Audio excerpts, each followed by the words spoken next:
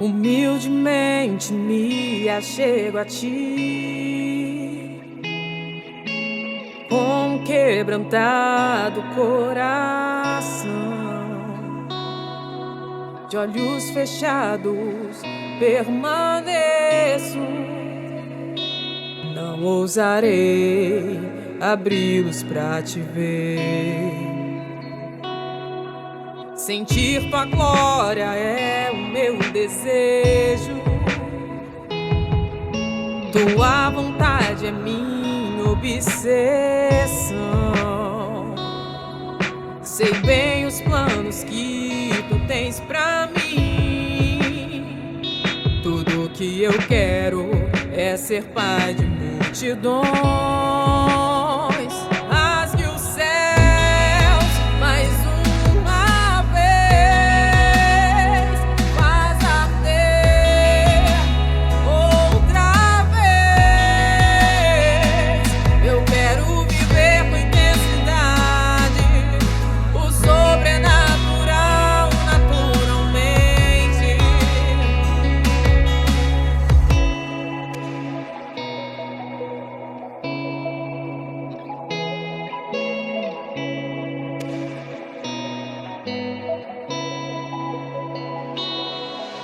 Sentir tua glória é o meu desejo, tua vontade minha obsessão. Sei bem os planos que tu tens pra mim. Tudo que eu quero é ser pai de multidões. Rasgue o céu mais uma vez, faz arder outra vez. Eu quero viver com intensidade o sobrenatural naturalmente.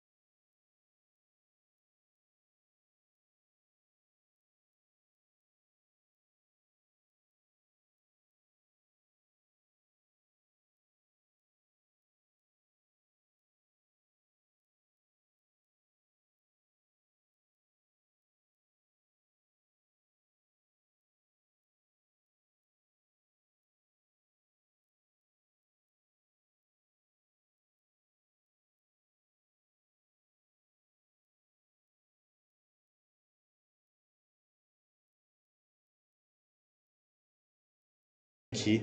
Hoje a gente tem um assunto incrível para conversar, um assunto lindo, onde eu tenho certeza que Deus vai falar fortemente ao seu coração. Então, antes da gente começar, eu quero orar com você e externar minha gratidão, minha alegria de estar mais uma vez contigo e de saber que até aqui o Senhor tem nos ajudado, até aqui você tem recebido muito da parte de Deus. Vamos orar? Deus Pai, muito obrigado por esse momento, muito obrigado por essa oportunidade de estudar mais a Tua Palavra, de conhecer mais a Tua essência, de nos achegarmos ao Senhor, Pai. Que o Senhor possa abrir o nosso coração, a nossa mente, para que a gente receba tudo o que o Senhor tem para nos ensinar, para trazer intimidade, paixão, intensidade na adoração com o Senhor. Em nome de Jesus, que o Senhor possa abrir algo novo da parte dos céus, da parte direta do trono para nós, em nome de Jesus. Amém? Amém? Então vamos lá. Hoje a gente tem a missão e o privilégio, de estudar um pouco sobre o tabernáculo. Só que muitas vezes quando a gente para estudar sobre tabernáculo, como eu parei para estudar, fiz alguns seminários sobre o Antigo Testamento, sobre o tabernáculo, quando a gente estuda sobre isso, a gente vê um pouco sobre o utensílio, cada coisa, o que significa, o que aquilo retrata da parte de Deus. A gente vai falar um pouquinho sobre isso, mas eu quero conectar isso ao que a gente pode gerar sobre o ensinamento do tabernáculo para hoje. Então a gente vai falar sobre um paralelo entre tabernáculo e liturgia de culto, e você vai ver como é que a liturgia do culto tem tudo a ver com o tabernáculo. Mas eu não quero entregar aqui, eu não quero dar um spoiler sobre isso. Então eu quero conversar um pouco com vocês, trocar uma ideia, a gente trocar experiência sobre o que o tabernáculo nos ensina para que a gente coloque em prática numa liturgia de culto. Eu sei que você pode estar pensando, mas tem liturgia de culto? O Espírito tem liturgia? É exatamente isso que eu quero quebrar. Dizer para você que existe ordem e decência no Espírito, mas isso não quer dizer que a gente tem uma liturgia a seguir de forma humana. Você vai pegar, ok? Então vamos lá, vamos estudar um pouco sobre tabernáculo. No seu material, você vê aí que o primeiro ponto é um pouco sobre Moisés.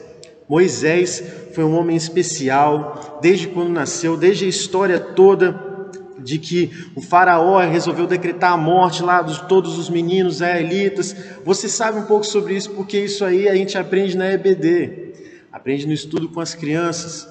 E caso você não tenha já aprendido sobre isso, eu te dei a oportunidade aí de escrevermos novamente no nosso material. Mas eu quero passar um pouquinho e me atentar ao que está escrito aí no seu material no seguinte ponto. Após ter sido chamado por Deus para tirar o seu povo do Egito, Moisés é o canal divino para mandar 10 pragas sobre o Egito, fazer Israel atravessar o Mar Vermelho a pés enxutos e chegar no deserto. Rumo à terra prometida, Moisés enfrenta com sabedoria e temor de Deus as murmurações do povo por água, pão e carne. Tudo bem, mas aí chega uma hora onde ele vai no Monte Sinai, onde recebe de Deus diversos mandamentos. E é nesse momento que também recebe diretamente de Deus o quê? A ordem para construir um tabernáculo. Lá em Êxodo 25, 8 e 9 fala: "E façam a mim um santuário para que eu habite no meio deles, e tudo o que eu te fizer ver, e o modelo do tabernáculo, e o modelo de todos os móveis, e assim fará." Como é? Qual foi essa direção de Deus? É isso que a gente vai aprender um pouco aqui agora, estudando sobre o tabernáculo. Mas como que você imagina estar no lugar de Moisés? Pensa, Deus está falando: eu quero habitar no meio do povo, e você vai ser o responsável para que isso aconteça. Olha que forte. E isso é o que ele faz com a gente na adoração. Eu quero estar ali no meio da igreja, eu quero habitar ali no meio dos louvores, no meio da igreja, e você é o responsável por isso. Uau! É isso que Deus faz com a gente, como líderes de adoração. Olha a responsabilidade que você carrega, como músico, como um cantor, como um líder de adoração, como um ministro. Olha o que Deus traz para você. Olha a responsabilidade que nós temos em Cristo. Então eu quero dizer para você o seguinte: a mesma missão que Deus deu para Moisés com relação ao tabernáculo é a missão que Deus dá para você com relação à adoração na igreja. Um lugar aonde Ele habite, um lugar aonde Ele se manifesta, um lugar aonde é liberado luz. Então já começa a conectar isso. Será que não tem a ver com a liturgia do culto? Então, vamos falar sobre o tabernáculo. Êxodo 25, 8, 9, a gente acabou de ler, que fala assim: façam para mim um santuário, para que eu habite no meio deles, e tudo que eu te fizer ver, e o modelo do tabernáculo, e o modelo de todos os móveis, e assim fará. Então, vamos começar lá do início, né? No hebraico, tabernáculo é a palavra mishkan. Essa palavra mishkan tem alguns significados, e eu quero ler para você. Fala sobre residir ou permanentemente ficar, habitar, permanecer, descansar, e também é traduzido como lar. Tabernáculo significava o lar de Deus, o lugar onde Ele se manifestaria, o lugar onde você está carregando a própria casa de Deus. A gente normalmente conhece várias canções que falam, né? Eu sou casa de Deus. Ou então, tu és a minha morada, eu sou morada do Senhor. Aí então a gente pensa assim, não, tabernáculo não é o lugar de Deus. Eu sou o lugar de Deus, o Espírito Santo está dentro de mim. Então começa a conectar isso, Qual é a ideia do tabernáculo para a nossa história, para a nossa vida? Mishkan é o lar, lugar de Deus, habitar, ficar, descansar, permanecer.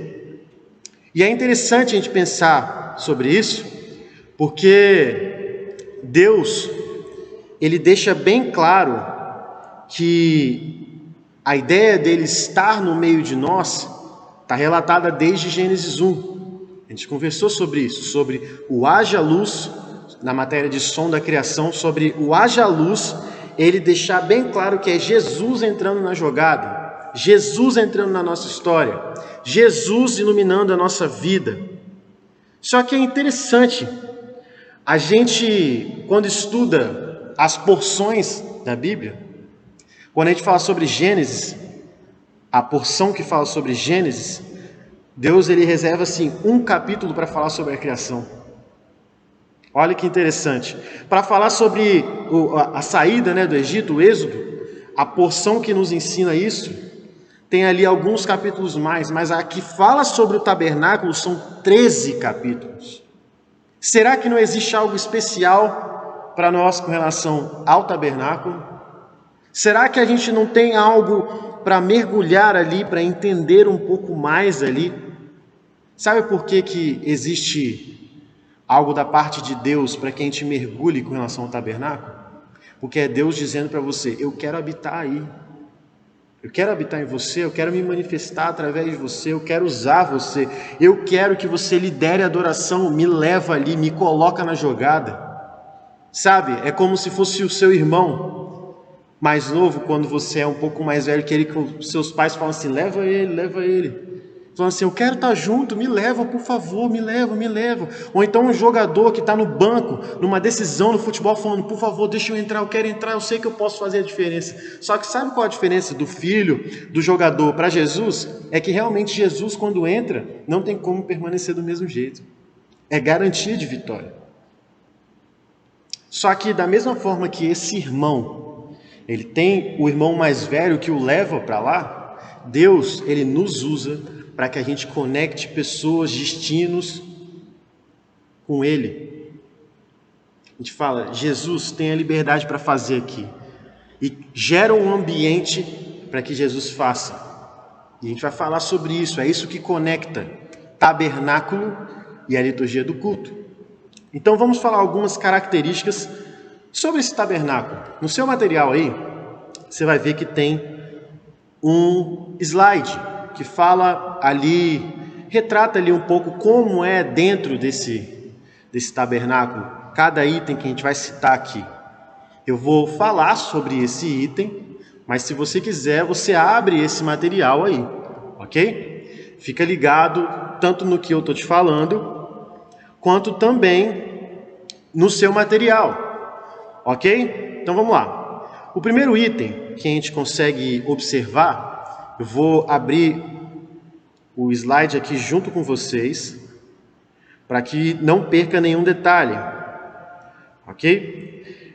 No nosso material, no segundo slide, fala um pouco sobre a arquitetura do tabernáculo, características dele, e mostra ali um pátio e o tabernáculo propriamente dito. É interessante a gente deixar esse retrato de fora como é, porque se a gente parar para ver que é uma aproximação, a gente consegue entender que não era algo lindo, não tinha uma beleza exterior fora do normal. Então, nesse segundo slide aí, você consegue ver que era algo simples. Não tinha uma arquitetura fora do normal. Era algo simples. Da mesma forma que Jesus chegou e todo mundo achou que ele ia chegar rasgando o céu, tacando a espada no povo, mas chegou tranquilo, humilde. Isso é o tabernáculo. No terceiro slide vai entrar no que a gente vai começar a entender sobre as características, que a primeira fala sobre o átrio, o pátio, tá bom? O pátio, então, tinha uma cerca feita de pilares de acácia, coberto por prata, né? E uma base de bronze. Entre os pilares havia cortinas de linho sustentadas por pilares.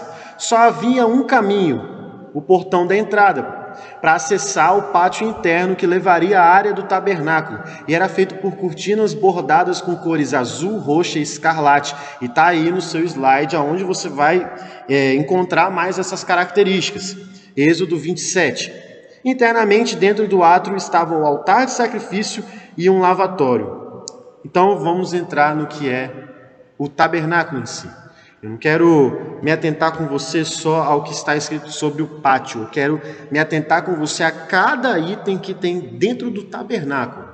Ok? Então vamos para o primeiro item, tá bom? O altar de sacrifício.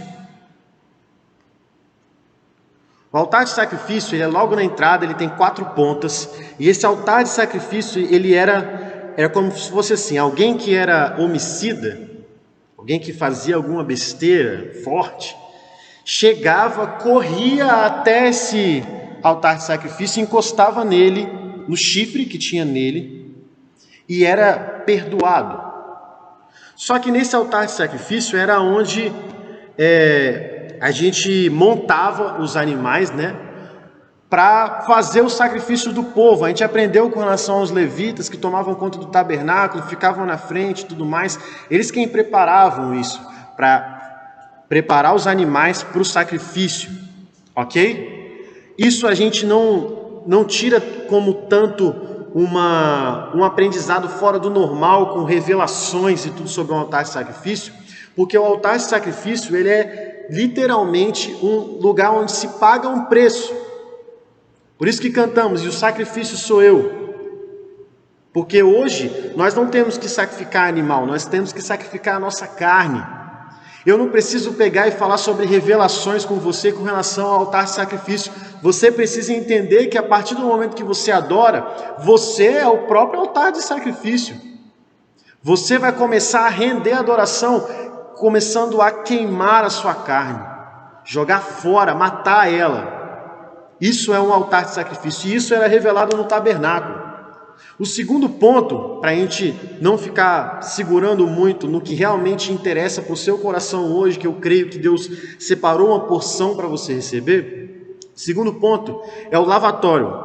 Êxodo 30, versículo 17 ao 21. É como se fosse uma pia, uma bacia, para lavar as mãos e os pés antes de entrar no tabernáculo em si. Tá? Ficava fora desse espaço. Esse lavatório é como se fosse uma água que estava ali contida na pia, que representava a palavra de Deus, ou seja, eu não posso entrar no lugar de habitação de Deus sem ter a palavra de Deus, sem estudar a palavra de Deus, sem estar firme, mergulhando no estudo da palavra, numa imersão, conhecendo as realidades de Deus através da palavra. E representando ali a palavra no sentido de nos santificar. Não tem como eu me lavar, me purificar sem a palavra de Deus, porque ela me convence. A fé vem pelo ouvir e ouvir a palavra de Deus. A fé faz com que você seja transformado, com que você se arrependa. Como eu vou me purificar sem a palavra de Deus? Então, o lavatório fala um pouco sobre isso. Guarda isso, guarda cada ponto. O terceiro fala sobre uma mesa de pães. Está lá em Êxodo 25, versículo 23 ao 30. Você entrava pela porta do tabernáculo essa você encontrava lá dentro isso, encontrava alguns elementos. O pão, a mesa de pães, ali representa o pão vivo que desceu do céu. Guarda isso. Você precisa guardar isso no seu coração. E ali naqueles pães tinham as 12 tribos de Israel representadas pelos pães. Todos os sábados eram consagrados os pães e repostos, que indica que essa consagração desses pães era algo para se fazer com uma rotina, era algo frequente. O que isso nos ensina sobre uma mesa de pães? Sobre um cuidado para que não morra. Essa é a sua vida com Deus, essa é a minha vida com Deus. Se eu não tomar cuidado, apodrece. Eu preciso continuar cuidando, repondo, tendo a minha dose diária de Bíblia, tendo a minha dose diária de adoração, de busca, de oração. E da parte de Deus é a representação do pão vivo que desceu do céu, é a representação de provisão com relação ao maná. Então guarda isso, olha como que cada coisa diz sobre a minha vida, diz sobre a sua vida e diz sobre Jesus, dita sobre Ele, é tudo sobre Ele. A gente cansa de cantar sobre isso e talvez você ainda não entendeu isso, é tudo sobre Ele, tem tudo a ver com Ele. O quarto ponto é o candelabro, Êxodo 25, de 31 ao 39, que representa a luz de Deus. Representa Cristo como luz do mundo. Representa algo interessante também de nossa responsabilidade. Nós somos a luz do mundo. Nós somos responsáveis por carregar essa luz. Olha que interessante. Lá tinha um candelabro que representava a luz sendo carregada. O próprio Jesus habitando no tabernáculo. E agora, quem leva a luz? Quem leva a luz? Você, através da sua adoração, da sua vida de obediência. O outro ponto fala sobre o altar de incenso. Êxodo 30, de 1 ao 10. Todas as peças eram de ouro. Sua função era como o nome já sugere: queimar incenso ao Senhor. Como que queima incenso ao Senhor? Como você queima incenso ao Senhor? Com oração e louvor. Oração e louvor. Oração e louvor. Oração e louvor. E eu vou repetir: oração e louvor. Nós queimamos um incenso, nós levamos um cheiro suave a Deus quando nós vivemos uma vida de oração e louvor. E é interessante pensar sobre o altar de incenso, que a gente precisa deixar claro isso com relação ao altar de incenso, que é o seguinte: é um tipo de presente que você retribui a Deus. É um privilégio que você tem de poder retribuir um pouco a Deus. Como? Dando um bom perfume, declarando para Deus: eu estou entendendo. Eu estou entendendo o propósito das coisas. Você fez por mim, eu preciso fazer no mundo. Se Ele te ilumina, você tem que iluminar o mundo. Se Ele te encontra, você precisa fazer com que Ele encontre pessoas através de você. A questão do altar de incenso é o seu combustível para você ser luz. O altar de incenso é a forma que você tem de dizer para Deus que você está sendo produtivo, frutífero. Você está deixando claro para Deus que o seu valor, o valor que você tem, é referente ao que você é perante Ele, não perante mais ninguém. O seu perfume exalando para Deus é você dizendo: eu quero ter valor para você, não para o mundo. É como aquela mulher que quebra o vaso, quebra o perfume aos pés de Jesus e chora ali. Ela era uma mulher da noite, uma prostituta, e ela pega o melhor que ela tinha e dá para Deus, falando: eu quero que o meu bom perfume seja para que eu encontre valor diante do Senhor. Uau! Por que a gente não faz isso? Será que só a prostituta tem que fazer isso? Será que o mentiroso não? Será que aquele que procrastina não? Será que você não? Será que eu não? Será que a gente é perfeito demais para não ter que fazer isso? Então o altar de incenso é isso. É você dizendo: Deus, eu quero ter um valor diante do Senhor, não de mais ninguém. Não quero ser melhor que ninguém. Eu não quero ser alguém de valor para o mundo. Eu quero saber quem eu sou no Senhor. Assim como nós estudamos aqui, eu sou filho amado, eu tenho lugar na mesa. Eu quero reconhecer esse valor que eu tenho perante ao Senhor e não há mais ninguém. Como você vê isso? Uma vida de oração e louvor. Vê como é que o tabernáculo não aponta só para a manifestação de Deus. O tabernáculo ele aponta para a sua vida. Então vamos para o próximo ponto, a Arca da Aliança. A Arca da Aliança, em Êxodo 25, 10 ao 16, da cortina para dentro só entrava o sumo sacerdote, uma vez por ano. Dentro da arca estava contidas as tábuas da lei, recebidas por Moisés no Monte Sinai, um vaso contendo o maná, fornecido aos israelitas no deserto, e o cajado de Arão que havia florescido. Então olha que interessante. A gente tem três coisas super importantes na história dentro da Arca da Aliança.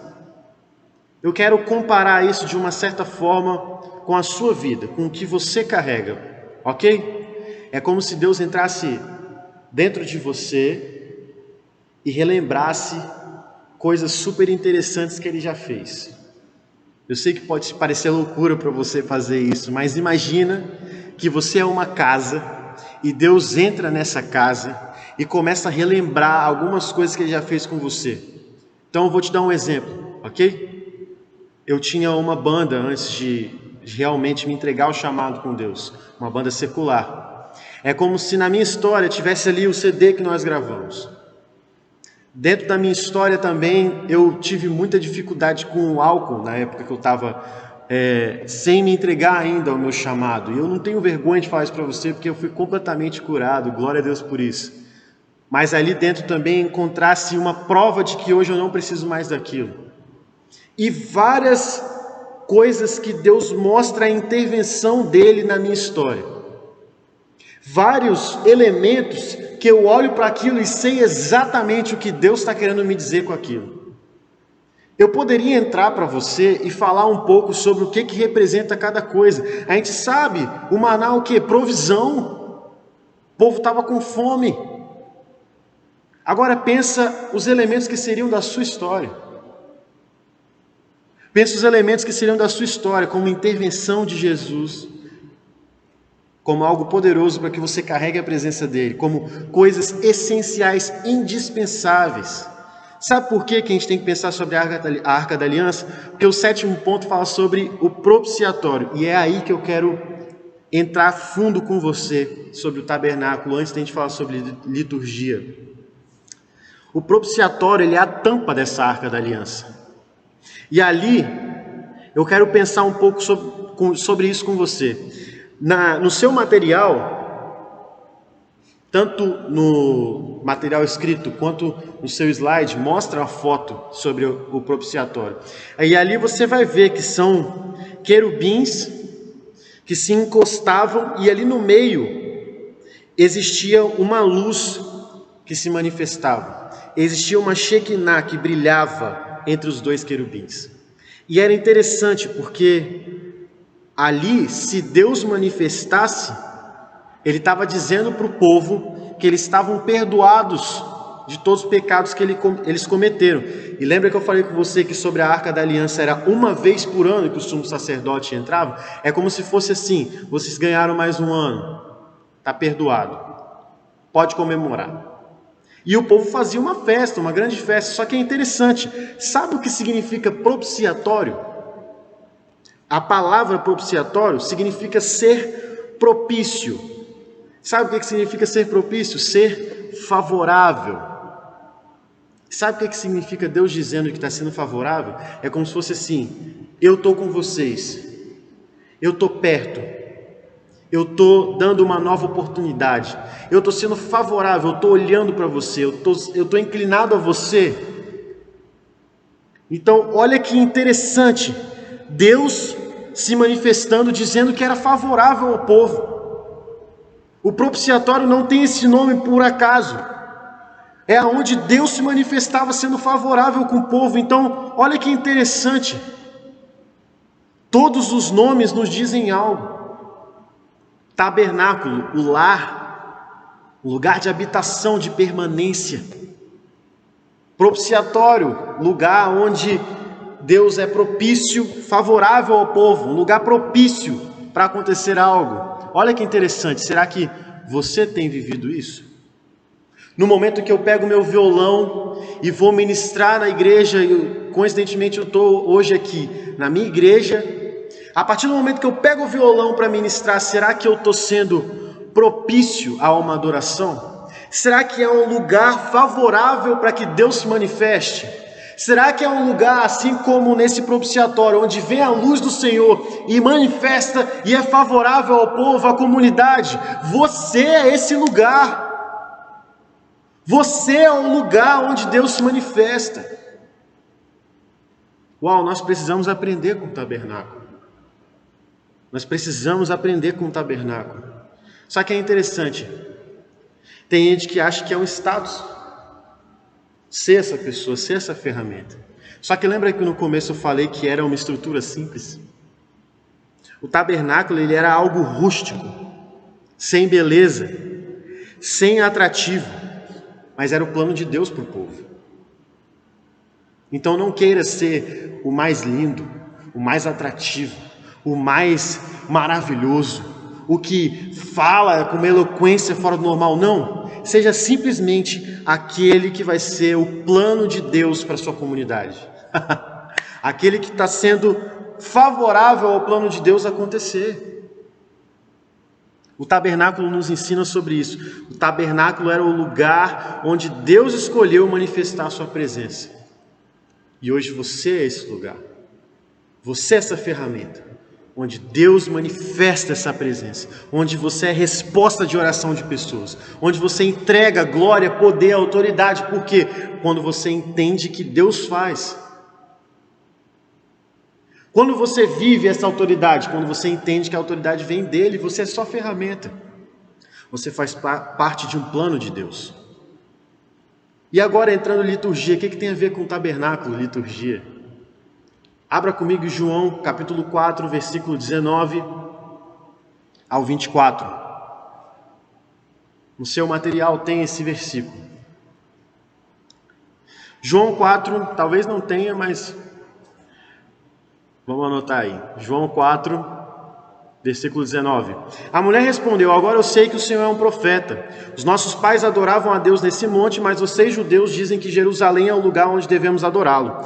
Jesus disse: mulher, creia no que eu digo. Chegará um tempo em que ninguém vai adorar a Deus, nem nesse monte, nem em Jerusalém. Vocês samaritanos não sabem o que adoram, mas nós sabemos o que adoramos, porque a salvação vem dos judeus. Mas virá o tempo, e de fato já chegou, em que os verdadeiros adoradores vão adorar o Pai em espírito e em verdade, pois são esses que o Pai quer que o adorem. Deus é espírito, e por isso os que o adoram devem adorá-lo em espírito e em verdade. Você já ouviu esse texto quantas vezes sobre adoração em espírito e em verdade? Os verdadeiros adoradores vão adorar o Pai em espírito e em verdade. Eu quero falar um pouco sobre isso para você. Fala sobre adorar no monte ou em Jerusalém, aonde é o lugar certo para adorar. Por quê? Porque o povo achava que só tinha como adorar onde estivesse sendo carregado o tabernáculo. Pensa comigo, vamos lá atrás. Através de Davi, a gente lembra sobre as 12 tribos de Israel, através ali dos filhos de Jacó, e no reinado de Davi, tudo isso funcionava muito bem. Muito bem. Só que a gente pensa nas 12 tribos lá como se fosse algo que nunca mudou, que nunca foi dividido, que nunca teve nenhuma consequência, que sempre foi perfeito, mas não era assim. As 12 tribos, uma delas, a tribo de Levi, como nós já falamos aqui sobre os levitas, ela foi separada por sacerdócio. Mais para frente, em Gênesis 48:5, a gente começa a ver que Efraim e Manassés foram tomados como filhos de Jacó também. Então era agora 12, menos as de Levi, 11, mais as duas que agora chegaram, 13 tribos. Mas ainda levantavam uma só bandeira. Enquanto Davi foi rei, uma só bandeira. Enquanto Salomão foi rei, mesmo com algumas conturbações, uma só bandeira. Mas veio Roboão e a tribo de Judá e Benjamim se dividiram. Ocorreu o reino dividido aí. As outras ficaram sob o reinado então de Jeroboão. Jeroboão, ele se afasta do Senhor por causa de idolatria. Então começa uma apostasia ali. Através disso, durante o reinado de Acabe, Samaria se torna a capital do reino do norte. Jeroboão então busca tirar o culto de Jerusalém, então começa um conflito. Eu não quero judeu junto com o samaritano. Eu não quero me misturar com o povo, eu não quero que esse povo seja parte do meu. Não, o reino está dividido. Aí é interessante, essa mulher começa a falar assim, aonde eu tenho que adorar? Porque uns dizem que é para lá de cá, outros dizem que é para lá de lá. Aonde eu devo adorar? Porque falam que é no tabernáculo, falam que é no monte, falam que é só na igreja Peniel, falam que é só na minha igreja, falam que é só no... Aonde é o lugar que se deve adorar? Aonde ergue um altar de adoração para Deus. A partir do momento que você ergue um altar de adoração a Deus, você encontrou o lugar devido para que você adore. Então o que eu quero dizer para você com relação a isso? Você é o responsável para levantar lugares onde as pessoas adoram a Deus. Essa é a real liturgia do culto. Você dar lugares onde se levanta um altar de adoração. Só que como eu vou atrair a Deus? Vamos supor, vamos entrar nesse assunto, né? Antes era o tabernáculo o lugar onde Deus escolheu para se manifestar. Agora não, agora é você que tem essa responsabilidade, onde você ergue um altar de adoração. Mas como nesse altar de adoração eu vou atrair a presença de Deus para que Ele se manifeste? O que é erguer um altar de adoração? Vamos pensar no seguinte, está falando sobre liturgia de culto. Com liturgia de culto, a gente está falando sobre um culto entre várias pessoas ali adorando a Deus. Só que o que seria um culto só você adorando a Deus? Antes da gente aprender o que é em comunidade, o que você faz? Qual é o seu devocional? Pensando no seu devocional, o que você faria para Deus? Vamos lá. No devocional, eu quero falar sobre 4 pontos para a gente terminar. De que é um bom devocional, onde você vai aprender o que é uma boa liturgia de culto. Primeiro ponto de um bom devocional. Adoração. Adoração, isso mesmo. Adoração. Esse período inicial do culto, onde a gente pega e adora a Deus, a gente começa a ter começa a forçar uma consciência da presença de Deus. Porque a gente entra num lugar já pensando assim, eu quero sentir Deus, onde é que o Senhor está? Deus, vem neste lugar, enche este lugar, liberdade está neste lugar. Você começa a forçar uma consciência ali da presença de Deus. E ali, a gente sabe que em Salmo 139:7 fala que Ele sempre está presente. Aonde posso ir a fim de escapar do Teu Espírito? Para onde eu posso fugir da Tua presença? Então a adoração, você vai forçar uma consciência da presença de Deus. Segundo ponto de um bom devocional, leitura da palavra. Não existe devocional sem palavra, sem Bíblia. Porque você começa a ouvir a voz de Deus. A fé vem pelo ouvir a palavra de Deus. É a renovação da sua mente. A adoração é a consciência da palavra, da presença. E a leitura da palavra é a renovação da sua mente. Não vivam como vivem as pessoas deste mundo, mas deixem que Deus os transforme por meio de uma completa mudança na mente de vocês. Romanos. E é todos os dias assim. Todo dia você precisa ter isso. Então, adoração, leitura da palavra, terceiro ponto, e o mais importante, meditação. E não é como uma meditação oriental, que você se esvazia e se conecta com Deus. Não, é você trazer toda a realidade de Deus para dentro de você. Então não é sobre se esvaziar, é sobre se encher.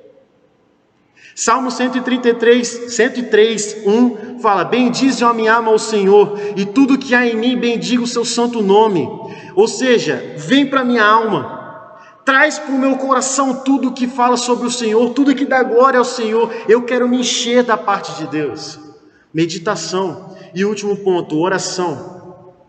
Terminando então que agora você tem a consciência da presença, você ouviu a voz de Deus, você se encheu através da meditação, tem a mente renovada. Será que isso não é um culto proveitoso? Traz isso para a liturgia do culto. Traz isso para a liturgia do culto. Isso não é uma obrigação para que você faça. Isso é literalmente Deus falando, para você ter uma boa liturgia de culto, para você quiser adorar a mim em espírito e em verdade numa comunidade, primeiro seja uma pessoa que faz isso no seu devocional. Se você tem um devocional excelente, se eu tenho um devocional excelente, a partir do momento que a gente chega na igreja, não tem como Deus não se manifestar. Então que Deus fale contigo através dessa liturgia, adoração, leitura da palavra, meditação e oração. O que isso se conecta com o tabernáculo? Você levantar um altar de adoração onde você está. Receba essa palavra. Você ergue um altar de adoração com esses pontos: adoração, leitura da palavra, meditação e oração. E você carrega o que era manifesto ali no tabernáculo agora na sua vida e na sua história. Através do que você fala, através do que você faz e principalmente do que você vive, do que você carrega. Em nome de Jesus, que Deus fale com você. E até a próxima aula, onde a gente pode aprender ainda mais sobre o que Deus tem liberado na nossa história. Que Deus fale com você de forma intensa, de forma linda. Em nome de